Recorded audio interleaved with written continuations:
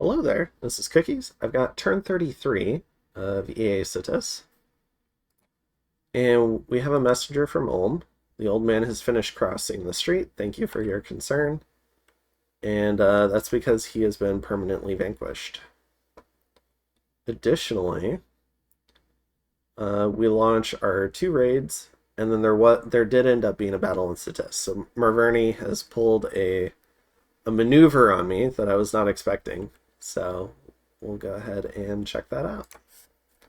So first up is our raid into the caves. He's put a little, no PD here, but there are three Sequani Stargazers. And maybe there is a scout accompanying them with some pearls, and their job was to do some magic duel. I don't know. But unfortunately for them, two of them immediately get yoinked by the Mercata. And the skeletons start to filter in front just in time, but everyone's routed. Okay. Then, our Doolittle raid onto the farm. We have some birds, a decent amount of PD, but no one's patrolling, because I haven't raided this entire war, just about, so there was no reason to expect anything. So just as these guys start to get separated a little bit, the hold and attack will come in.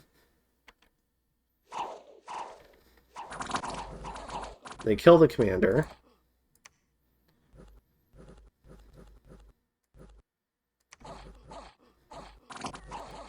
And now these guys are routing. But it's the classic bird problem, where now they're routing into the birds. And I believe... Is this guy the commander? Yeah, so this is the commander with his enchanted spear.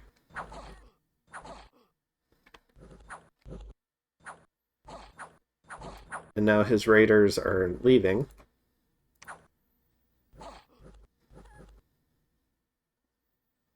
Or his raptors, I guess.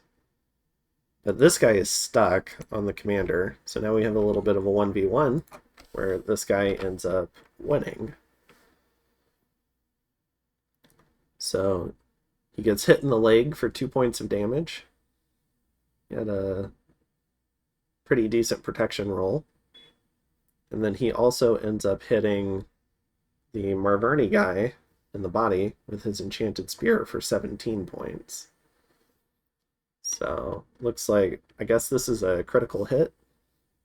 I'm a little unfamiliar with some of the critical hit stuff, but I'm assuming a protection roll of 0 plus 7 indicates a critical hit, unless they have 0 protection on their body. Oh, they do. They just have the shield. Okay. So he kills that guy. And we end up putting that fort under siege. But we have our battle on Citus proper. So let's go ahead and check that out. So here we have several long lines of troops, a large number of boars. He's coalesced the mages, but importantly, there's no pearls on these mages. So I absolutely could have rolled out my god and been fine. There's just this one pearl, which I'm assuming is for Power of the Spheres. All right, and we have our PD, and we have our line of lizards. And so this battle has a new importance because that I don't even know yet, which is if I lose this battle, I'm not going to be able to break siege with my god. My god is going to be trapped in the fort. So here we have the pigs moving into the province defense. Number of meteors hitting both sides.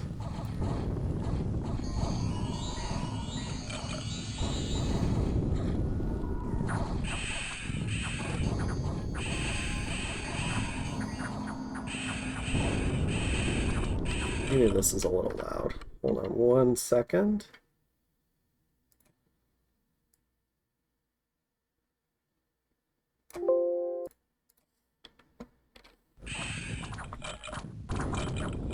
Alright, hopefully it's I think it might have been a little loud before. Hopefully this is a little bit better.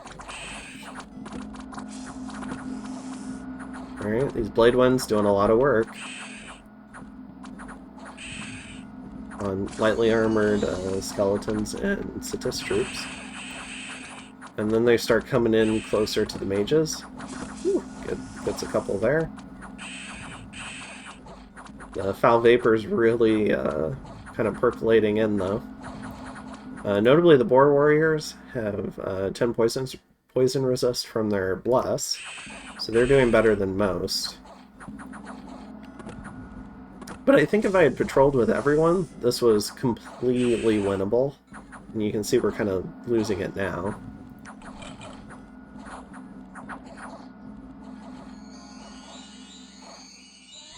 And the Noble Warriors give up. And this is important, because this was part of my original strategy. The mages do HP route when all the skeletons die. So, like, even this guy's HP routed, he's just higher fatigue.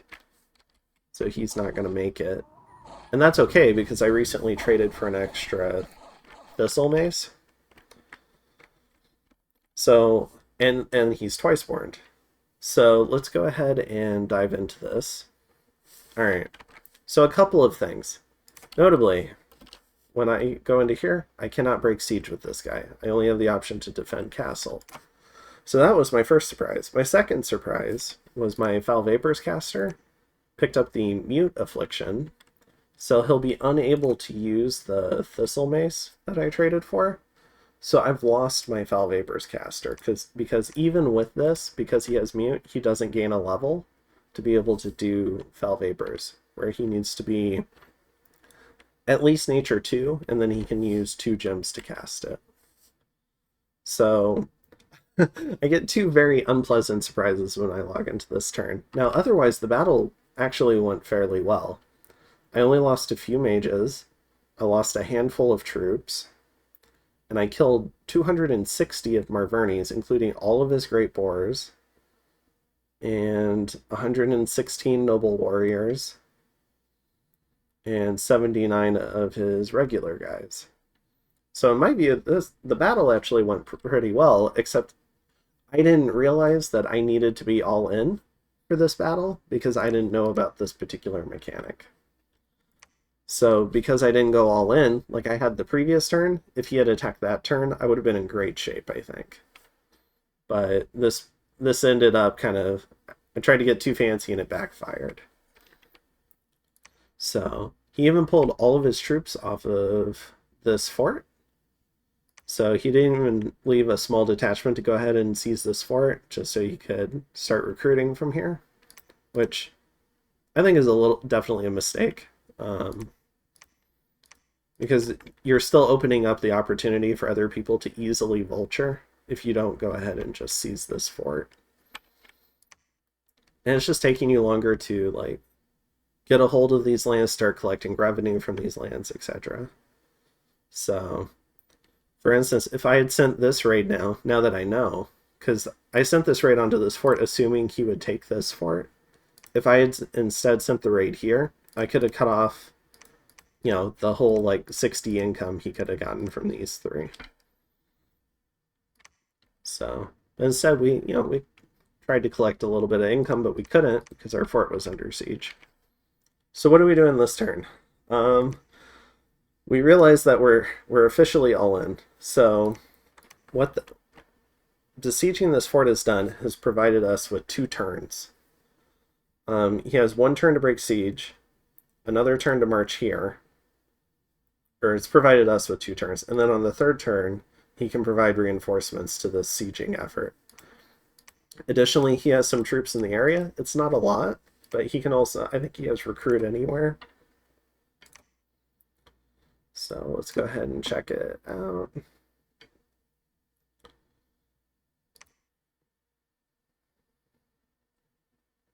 Are you able to recruit them anywhere? I'm not sure. Maybe not. For some reason I thought you could just kind of recruit them in, like, forests and stuff. But anyways, so I've got a couple of turns to try and respond, but this is the really important one. So, because this is the attempt where I still have a little bit of troops to distract his mages with, and his army. I've still got this guy, and I still have a large number of mages. So there's still the potential to HP route off of a certain number of casualties, probably like the Revenants and these guys. Hopefully just these guys. But I've got the Revenants out in front in the hopes that maybe it'll buy more time for the Reborns and the White Mages to get away. But yeah, this was definitely unpleasant to kind of log in and find out that I couldn't break siege with this guy. It was definitely really confusing. And I'm sending a message. So can't fell vapors. And then the unpleasant lesson that I've just discovered. Yeah.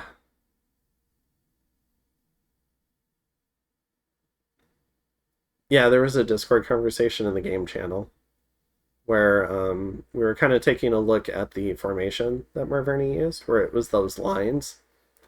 And if I'd done hold and attack, I might have been able to kill a bunch of the mages and stop a lot of the banishment spam. But I didn't know that his formation would be set up in a way where I could potentially do that.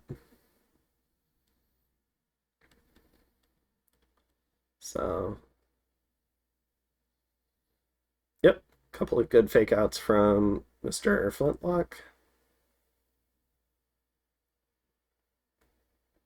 So this is the big break siege effort. If I can't break siege here, I'm probably out of the game, because Marverni is never going to let me out again. So it takes some outside force. So, had a pretty good battle, went exactly as intended, but had some unexpected learnings, I guess. And unfortunately, I probably could have won the battle, I think, if the monument had been outside of the fort. Because even with him dropping meteors, I doubt he drops, I don't know, like 8 to 10 meteors directly on this guy before this guy can rout his army. So, probably could have survived if I'd patrolled everyone again. But these are the decisions that I made, and I need to live with them. So, alright. So I think we're on the tail end of this campaign. But we'll go ahead and see how this break siege attempt goes, and I'll see you in the next one in turn 34. Have a good one.